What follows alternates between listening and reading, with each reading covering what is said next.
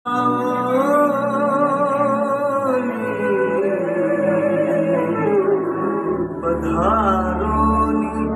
मारे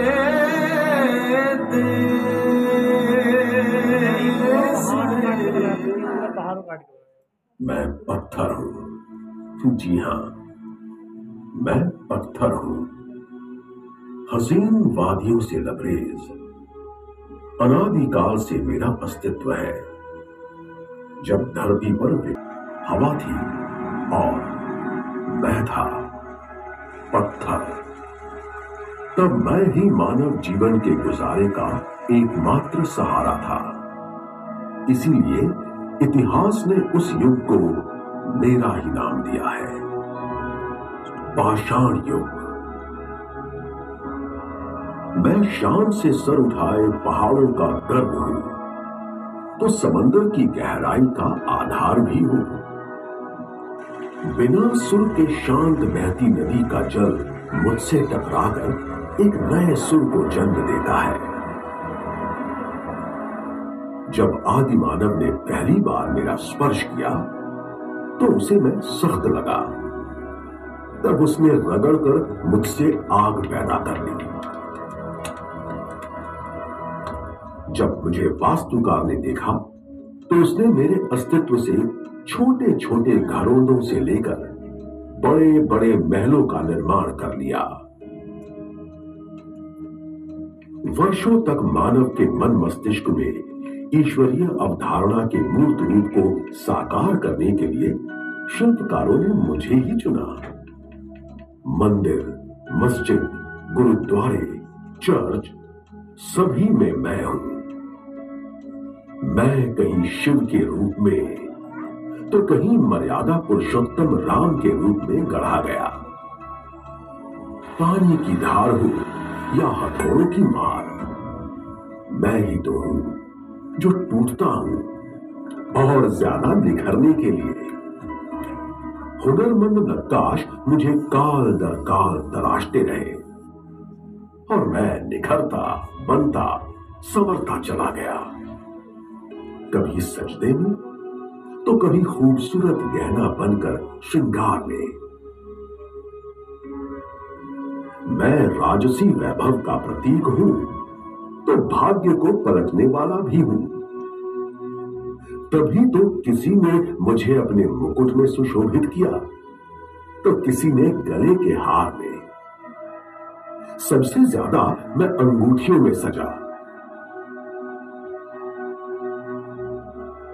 जौहरियों की आंख का तारा हूं मैं। जौहरी ही मेरे इस रूप को पहचान पाया। वो मुझे तराशता है, गहनों में जड़ता है, मुझे खूबसूरत और आकर्षण का केंद्र बनाता है। मुझे बड़ी बड़ी चट्टानों के भीतर बेइंतहा मशक्कत करके, कभी ड्रिल करके तो कभी ब्लास्ट करके हिफाजत से निकाला जाता है। फिर मुझे क्रश करके छोटा बड़ा आकार दिया जाता है। पानी से साफ करके मुझे और निखारा जाता है। फिर भी मैं उतना सुंदर नहीं बन पाता हूं। अभी तक मैं खुरदुरा ही हूं। फिर मुझे कुछ अत्याधुनिक तकनीकी यंत्रों के सहारे आकार दिया जाता है। ये सब बहुत ही बारीकी से किया जाने वाला काम है। मुझे केमिकल प्रोसेस का स्नान करवा के चमकदार और आभावान बनाया जाता है। मेरा ये निर्मित रूप ही अंततः रत्न कहलाता है। कहते हैं इस सृष्टि का संचालन 9 ग्रह करते हैं। सूर्य, चंद्र, मंगल, बुध, बृहस्पति, शुक्र, शनि, केतु और अंत में राहु। और ज्योतिष कहती है कि मानव व्यवहार पर इन ग्रहों की चाल का सीधा असर होता है। और मैं वो अनमोल निधि हूं जिसे इन्हीं ग्रहों के अनुकूल मेरे किसी भी स्वरूप को अपनाना होता है। आपके जन्म के समय से ही मुझे आपकी राशि से जोड़ दिया जाता है। आमेर राज्य के महाराजा सवाई जयसिंह द्वितीय ने 17वीं शताब्दी में मेरे महत्व को पहचाना और गुणी शिल्पकारों और जौहरियों को अपने राज्य में बसाया, जिससे देश विदेश में जयपुर की पहचान उच्च स्तरीय गुणवत्ता वाले ज्वेलरी उत्पादक की हो सकी। और आज जयपुर पारंपरिक रूप से सिटी ऑफ जेम्स के नाम से दुनिया में पहचाना जाता है। दुनिया के कोने कोने में बिखरा था मैं। इसे बड़ी मेहनत से इस खजाना महल में इकट्ठा कर स्थापित किया आप लोगों के लिए। खजाना महल कोई एक दिन में देखा हुआ ख्वाब नहीं है। दशकों तक मन मस्तिष्क में विचारों की आंधी का परिणाम है खजाना महल। वर्ष 2019 में इसे मूर्त रूप देने के लिए मिलन हुआ Museum of Gem and Jewellery Federation के डॉक्टर रजनीकांत शाह और मुंबई के मशहूर Entertainment 7 Creative Ventures Private Limited के क्रिएटिव डायरेक्टर अनूप श्रीवास्तव का। अनूप भारत के सर्वश्रेष्ठ वैक्स म्यूजियम नाहरगढ़ स्थित जयपुर वैक्स म्यूजियम के फाउंडर डायरेक्टर भी हैं। मेरी यानी पत्थर की जिंदगी को दिखाने के लिए दोनों ने हाथ मिलाया और बन गया दुनिया का अनूठा अद्भुत खजाना महल।